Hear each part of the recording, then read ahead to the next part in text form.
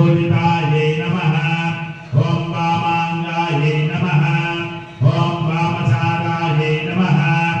ॐ वामदेवप्रियायै नमः ॐ दाकिन्ये नमः ॐ योगिन्यै नमः ॐ पद्मावत्यै नमः ॐ पद्मनेत्रायै नमः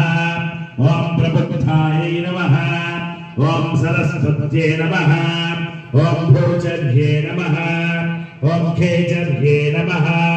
ॐ मायायै नमः ॐ माताङ्ग्ये नमः ॐ भुवनेश्वर्ये नमः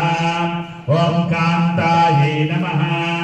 ॐ पतिव्रतायै नमः ॐ साक्ष्ये नमः ॐ सुचक्षसे नमः ॐ कुण्डवासिन्ये नमः ॐ उमायै नमः ॐ कुमार्ये नमः ॐ लोकश्ये नमः ॐ सुयुक्ते नमः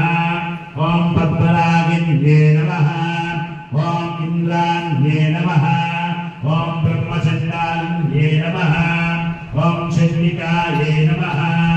ॐ वायुवल्लभायै नमः ॐ सर्वधातुमयमूर्त्यै नमः